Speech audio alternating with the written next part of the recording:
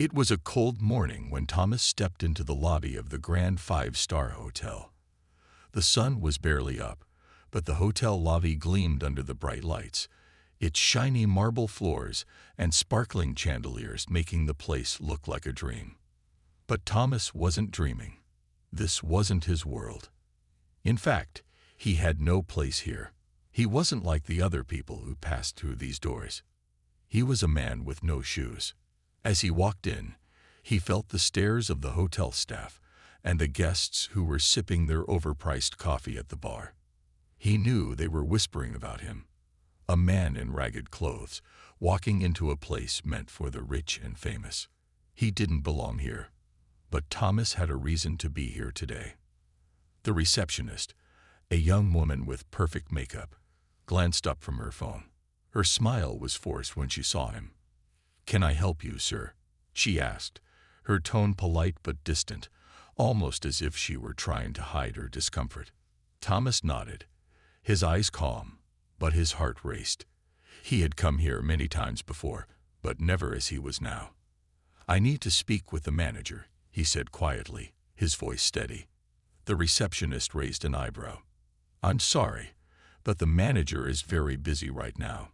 Her gaze flicked to his shoes, bare, dirty, and cracked from years of walking on the rough streets. "Perhaps you should come back another time," she suggested, her voice dripping with an unspoken judgment.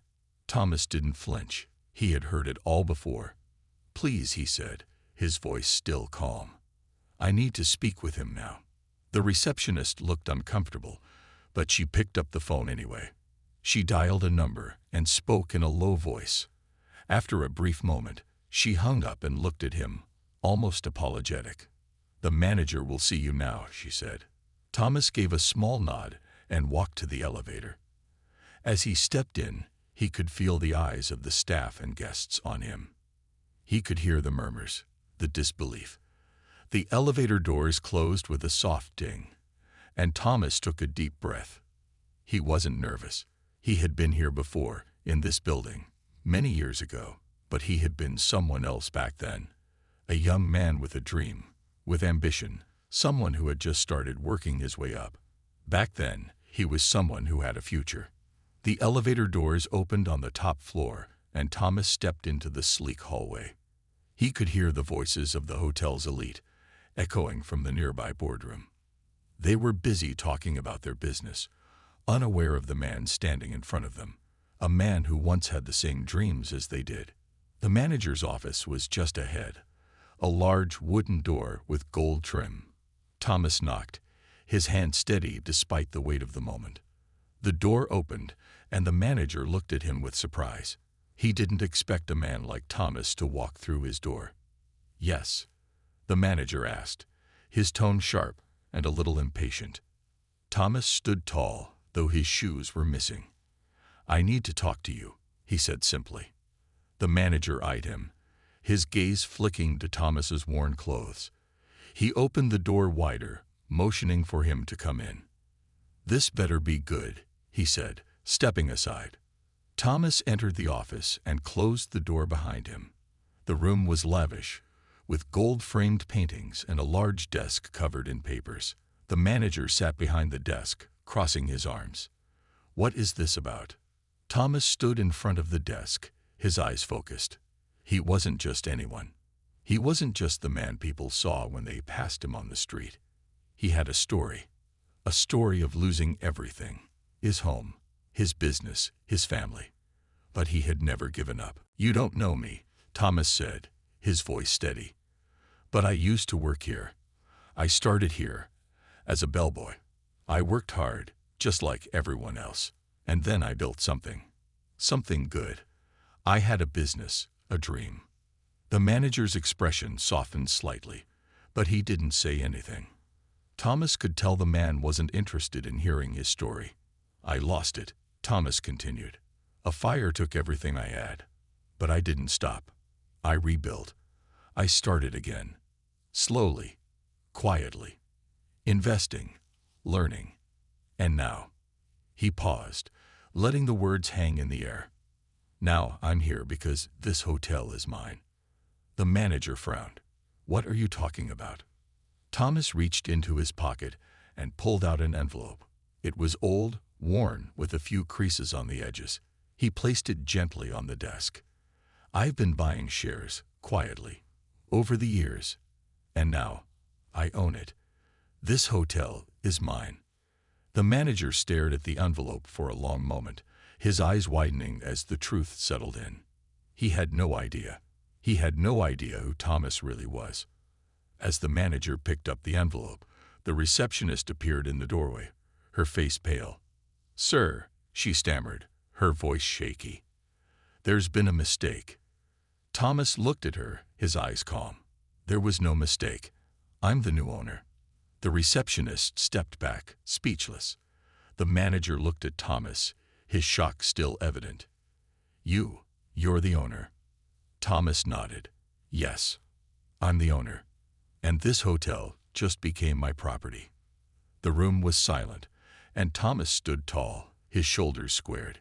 He had walked into this hotel with no shoes, but he was leaving it with everything he had ever dreamed of. The news spread through the hotel like fire. The man with no shoes, the same man they had laughed at, was now the owner of the entire place. Staff whispered in corners, confused and nervous. The guests gossiped openly, some peeking at Thomas as he walked through the hallway, now with quiet confidence. The receptionist, Sarah, sat at her desk, replaying the morning in her head. She had mocked him. She didn't say it out loud, but her tone, her eyes, they had spoken for her. She remembered how she had looked at his feet, how she had almost asked security to remove him. Now she felt ashamed. Thomas didn't seem angry. He didn't fire anyone. He didn't yell. But his silence made everyone uneasy. It was the kind of silence that made people look inward and feel guilty. That afternoon, a meeting was called. Every department head, every staff member was told to come to the main conference room. No one knew what Thomas was going to say. The room was full of murmurs when he entered. Some stood quickly, some kept their heads down. Thomas didn't walk like a poor man anymore. He walked like someone with purpose. He reached the front and looked at all the faces. Many had laughed. Some had even looked away, pretending he didn't exist. But now, all eyes were on him. Thomas smiled gently. "I know I don't look like the usual hotel owner," he began. "Some of you saw me this morning and thought I was lost. Some of you thought I didn't belong." The room was silent. "I was once a part of this hotel," he continued. "Not as an owner, but as a worker. I cleaned rooms. I carried bags. I waited at the door with a smile, no matter what kind of day I was having." He paused and let the memory wash over him. "But then life changed. I lost everything. My house, my savings, my family. I became someone people crossed the road to avoid. Someone you wouldn't talk to. Someone you would call a nobody." A few people shifted in their seats, uncomfortable now. "But I never gave up," Thomas said, his voice steady. "I worked quietly. I studied. I saved. I invested. And I remembered. I remembered how it felt to be invisible, how it felt to be looked at like trash." His eyes scanned the room slowly. "Today, I walked in with no shoes. And you judged me. Some laughed. Some ignored me. But none of you saw who I really was. That says something. Not about me, but about all of us." No one spoke. No one even moved. Thomas placed a document folder on the table in front of him. "This hotel now belongs to me. But I don't just want to run a business. I want to change something." The room was curious now. "I'm starting a new program here," he continued. "It's called Second Chance. We're going to hire people who are homeless, people who were once like me, people who just need someone to believe in them." A small gasp came from the back of the room. "We will train them. We will house them. And we will treat them with the respect they deserve, because the world already gives them enough judgment. They don't need it from us too." Heads nodded slowly. A few eyes even began to tear up. "If you can't treat them with kindness," Thomas said, his voice sharp now, Then you don't belong here. I don't care what your title is." He looked directly at Sarah, the receptionist, and she lowered her head in shame. But Thomas added gently, "If you're ready to learn, if you're ready to see people with your heart, not your eyes, then let's make this hotel something the world has never seen before."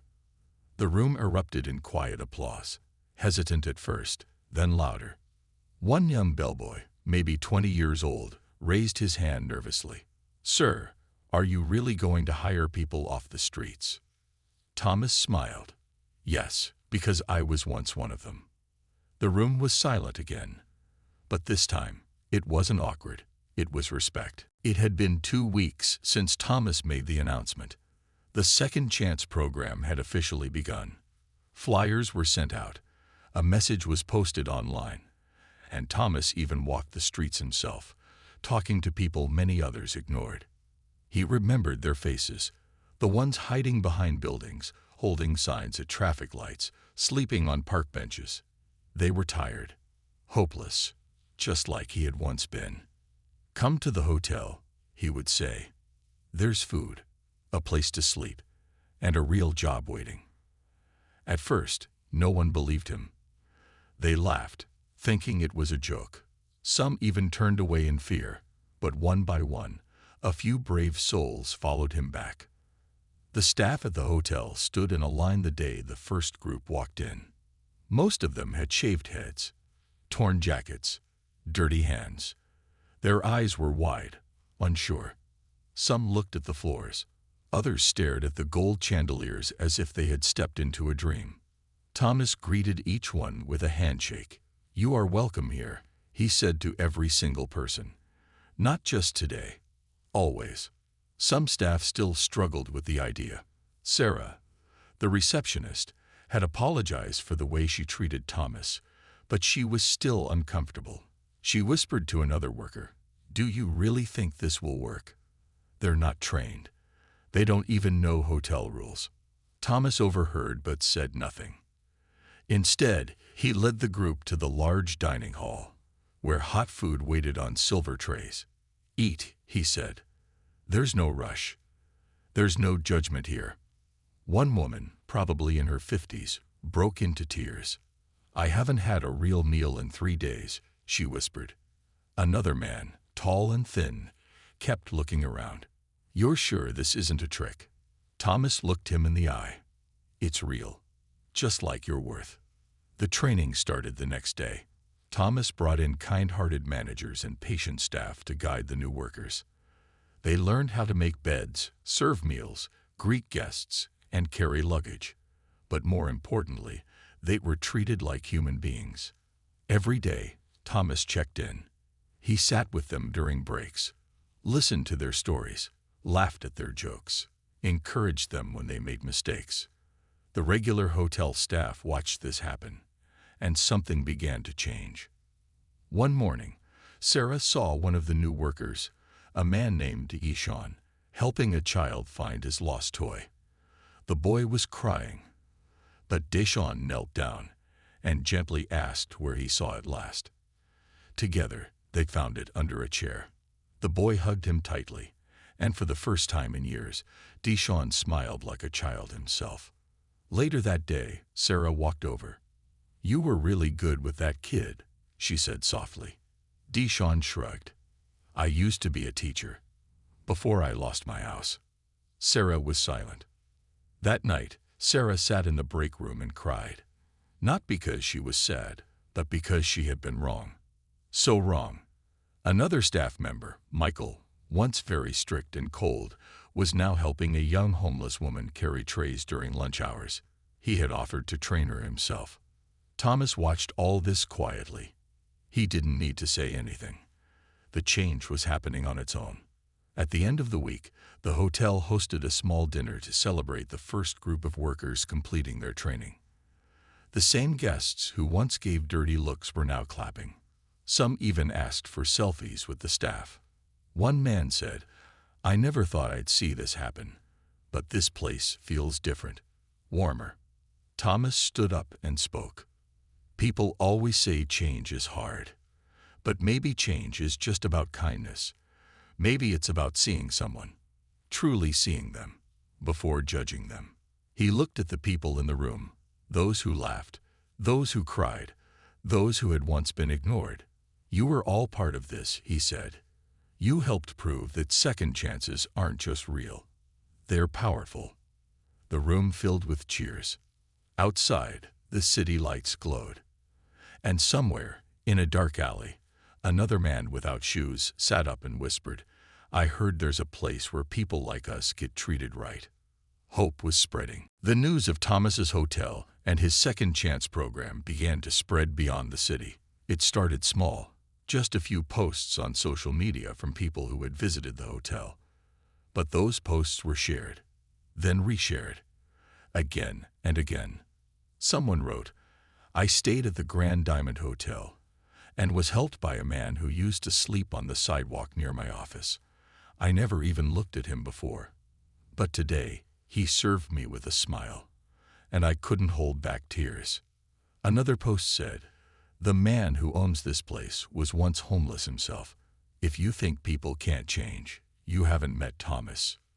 By the end of the week, a local news team showed up outside the hotel, hoping for a story. They didn't expect Thomas to agree so quickly. I'm not here to hide, he said calmly. The world should see this. He stood in front of the camera with a few of the new workers standing proudly behind him. His voice was clear and strong. I used to walk past this hotel and wonder what it felt like to belong. I had no shoes, no hope. People turned away. Now I'm standing here, not just as the owner, but as a reminder. Everyone deserves a chance. The news clip went viral. Soon, bigger media houses wanted interviews. Celebrities started mentioning the hotel on their social media. One famous actor wrote, next time I'm in town, I'm staying at the hotel that gives people real dignity. The staff couldn't believe it. Even the mayor called Thomas personally and invited him to speak at a city event. Inside the hotel, things were moving faster than ever. More people were showing up each day, some looking for work, others just to see if the stories were true. One day, a group of rich business people visited. They didn't smile or say much. They just walked around with expensive suits and shiny watches, examining everything like they were judging it all. In the dining room, they sat at a private table. Sarah went to take their orders. But as she approached, she heard them whispering, this place is going to fall apart. I don't care how good the story is. He's letting homeless people run a 5-star hotel. Another one chuckled. It won't last. Emotions don't make good business. Thomas heard every word, but instead of walking away, he stepped closer. I heard what you said, he told them quietly. And you're right. Emotions don't run businesses, but heart does. And this hotel has plenty of that. The men looked surprised. Do you know what I see when I walk through these halls? Thomas asked. I see people who were forgotten now standing tall. I see workers with pride, guests with joy. That's not weakness, that's strength. One of the men leaned back in his chair. Interesting speech. But we'll see how long you last. Thomas didn't blink. We've already lasted longer than anyone thought. Later that night, after the businessman had gone, one of the new workers, Maria, approached Thomas. You didn't have to say all that, but thank you for standing up for us. He smiled. I didn't stand up for you. I stood with you. There's a difference. In the weeks that followed, the hotel became more than just a hotel. It became a symbol. Students visited to learn about kindness. Churches, mosques, and community groups held meetings in its halls. Teachers brought classes for field trips. And then something happened that no one expected. An old man entered the hotel one morning. His clothes were clean, but his eyes were tired. He held a small envelope in his hand. I'd like to speak to Mr. Thomas, he said softly. Thomas came out to meet him. I was one of those men who laughed at you, the man admitted. A few years ago, I saw you outside, begging for coins. I was with my friends. We made fun of you. Thomas said nothing. I came here today to say sorry. I was wrong. So wrong. He handed the envelope to Thomas. Inside was a check, a donation for $100,000. Thomas looked up, stunned. Why? Because what you're doing is the most important thing this city has seen in years. And because I want to be part of it, even if I came late. Thomas shook his hand, tears quietly forming in his eyes. That night, the hotel was more alive than ever. The dining room was full. The halls were clean. The staff laughed with the guests. Music played softly. Lights glowed warmly. And in one quiet corner, Thomas stood by the window, looking out at the city that once ignored him. Let them whisper, he said to himself. We'll show them with actions. The whispers would not stop. But neither would Thomas. The morning was bright, and the air was fresh. The Grand Diamond Hotel stood proud, its glass doors shining in the sunlight. It had become more than just a hotel. It was a symbol of second chances. But today felt different. Inside the lobby, staff members were busy. Guests checked in and out. Laughter echoed in the hallways. Flowers were being arranged, and a red carpet rolled out from the front steps to the edge of the parking lot. Sarah noticed the change first. Thomas, what's going on? She asked. Thomas stood near the front desk, wearing a clean black suit, his best one. He smiled but didn't say much. Something important is happening today. Around 10 a.m., a sleek black car pulled up. Reporters, photographers, and curious onlookers gathered near the entrance. Everyone waited. A few minutes later, another car arrived. Out stepped the hotel's previous owner, Mr. Hargraves, the same man who had once refused to let Thomas inside just because of how he looked. He wore a white suit and dark sunglasses, his expression cold. He didn't smile. He didn't greet anyone.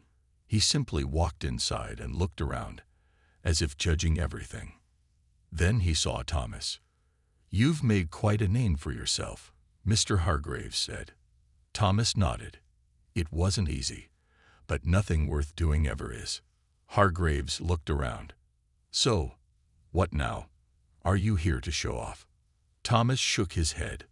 No, I'm here to make it official. A city officer stepped forward holding a large letter folder. This is the final document, the officer announced. The city council has approved the full transfer of this hotel's ownership and land rights to Mr. Thomas Reynolds. There was a collective gasp from the crowd. Reporters pushed forward, cameras clicking. Mr. Hargraves blinked. Wait, you're making it official. Thomas opened the folder and pulled out a thick paper with a gold seal. Yes, this is the deed to the Grand Diamond Hotel. I'm not just running it anymore. I own it. Every wall, every room, every brick. Gasps turned into cheers. The staff clapped. Some cried. Even guests watching from balconies shouted in celebration. Thomas continued, This hotel once turned me away because of how I looked. Now it stands for the opposite. Acceptance, dignity, and hope. A reporter yelled, Thomas, what will you do now? He smiled. I'm going to keep doing what I've always done, give people a chance. Because a building doesn't matter, but what we build inside it does. Then he turned to Mr. Hargraves. I forgive you, Thomas said, and I thank you, because your rejection gave me the push I needed. For the first time, Mr. Hargraves looked uncertain. He took off his sunglasses and nodded slowly. Maybe I was wrong, he muttered, before quietly walking away. Thomas stepped outside, holding the deed in one hand and waving to the crowd with the other. Children from nearby schools waved signs that said, Thank you, Thomas. Formerly homeless workers stood proudly in their uniforms, tears shining in their eyes. Sarah stood behind him, whispering, You did it. No, Thomas said. We did it. That evening, a dinner was held in the hotel's main hall. Not a fancy event, but a family one. Workers sat with their families. Guests shared stories with strangers. Everyone felt like they belonged. Thomas gave one last speech. We all face dark days, but if you believe in kindness, and if someone just gives you a small chance, you can turn your whole life around. I know, because I did. The room rose in a standing ovation, and as night fell, Thomas stood once again by the lobby window, this time not in rags, not with empty hands, but with a full heart and a future brighter than any chandelier above his head.